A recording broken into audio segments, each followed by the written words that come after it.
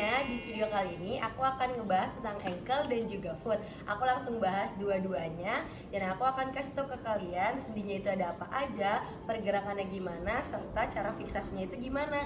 Jadi jangan dilewatin ya. Jadi, di kaki itu terdapat arcus. Arcus itu adalah kontinum dari calcaneus dan juga kaput metatarsal. Nah, jadi arcus ini tuh ada bagiannya loh. Jadi ada bagian proksimal dan juga ada bagian distal. Nah, di bagian proksimal itu dia dibatasi oleh tulang cuboideum, tulang cuneiform lateral, tulang cuneiform middle, dan juga tulang cuneiform medial. Nah, sedangkan yang di bagian distal itu dia dibatasi oleh kaput metatarsal yang lebih datar. Jadi yang pertama ada distal tibiofibular joint yang dimana itu gerakannya ada translasi fibula ke ventral dan juga ke dorsal. Jadi ini adalah translasi fibula ke dorsal, yaitu dengan posisi pasien terlentang dengan keadaan kakinya itu keluar bed seperti ini dan keadaan lututnya itu sedikit fleksi karena sudah diberikan ganjalan di daerah femurnya. Lalu kita akan memfiksasi dan memegang ujung distal tibianya dengan memegang malleolus lateral seperti ini. Lalu kita memberikan gerakan dorsal dengan sedikit medial, jadi seperti ini. Selanjutnya ada translasi fibula ke arah ventral yang dimana posisi pasien terlengkup dengan keadaan kakinya itu keluar bed seperti ini. Lalu posisinya itu juga sedikit fleksi lututnya. Lalu kita memfiksasi daerah ujung tibia distalnya juga. Lalu kita memegang malleolus lateral dengan memberi dorongan ke arah ventral sedikit lateral. Jadi seperti ini.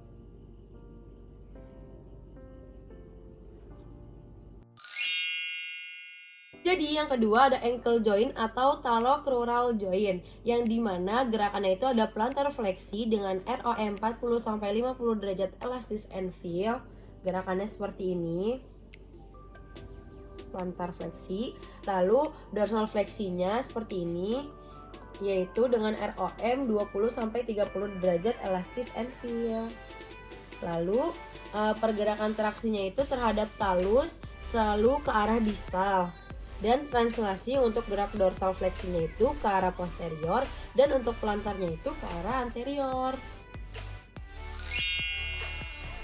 Selanjutnya ada subtalar joint atau talocalcaneal joint yang dimana gerakannya itu ada abduksi atau valgus dan adduksi atau varus dengan ROM-nya itu 50 derajat hard and feel.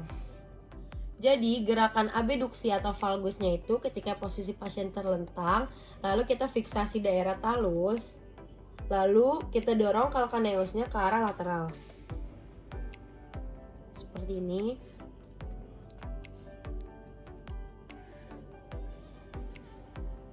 Lalu gerakan adduksi atau varusnya itu juga sama, cuman bedanya itu calcaneusnya itu didorong ke arah medial.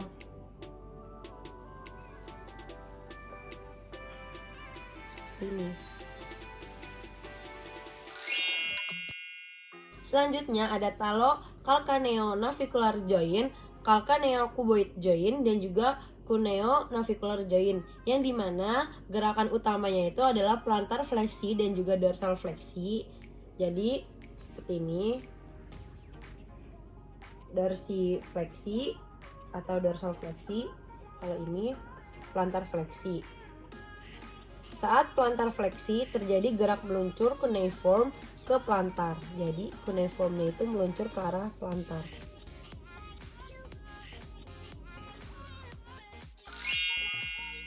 Lalu ada cuboideum navicular joint yang dimana pergerakannya itu ada inversi dan juga eversi.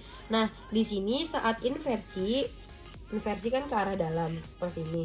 Nah, di sini itu kuboidnya itu translasi ke plantar medial terhadap cuneiform ketiga.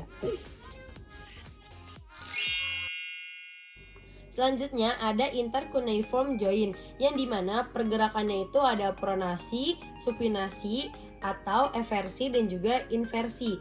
Nah, jadi Di sini juga terjadi pengurangan dan penambahan arkus dan terjadi translasi antara tulang tarsal satu dengan yang lainnya.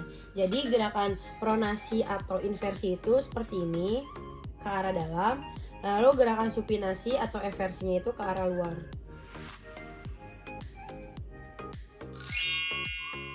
Selanjutnya ada sendi tarso-metatarsal joint yang dimana pergerakannya itu ada plantar dan dorsal fleksi, lalu terjadi peningkatan dan pengurangan arkus. Gerakannya seperti ini. Lalu terjadi traksi gerak metatarsal ke arah distal.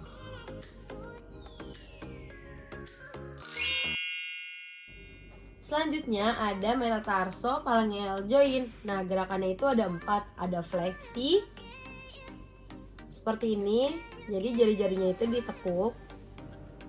Lalu ada ekstensi ketika jari-jarinya diluruskan. Lalu ada adiduksi, jari-jarinya mendekati tubuh. Lalu ada abduksi seperti ini. Nah, terus MLPP-nya itu ketika ekstensinya itu 11 derajat dan CPP-nya itu ketika full ekstensi penuh. Setelah itu, gerak translasinya itu searah dengan gerak angular dan traksi itu selalu ke arah distal, searah sumbu longitudinal falang.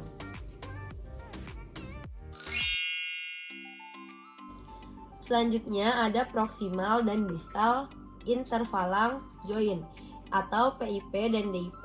Jadi pergerakannya itu hanya ada 2, fleksi dan juga ekstensi. Jadi fleksi itu ketika seperti ini ditekuk, dan ekstensi ketika ini diluruskan. Lalu pergerakan MLPP-nya itu sebesar 10 derajat fleksi dan CPP-nya itu ketika ekstensi penuh. Jadi ada pergerakan isometriknya juga. Nah, gerakan isometriknya itu ada 2, ketika plantar fleksi dan juga ketika dorsal fleksi. Nah, kalau plantar fleksi itu dengan posisi pasien terlentang seperti ini, lalu kita memberikan tahanan di pelantar dan juga talus, lalu kita dorong, lalu meminta pasien untuk melawan gerakan tersebut. Lawan gerakannya seperti ini.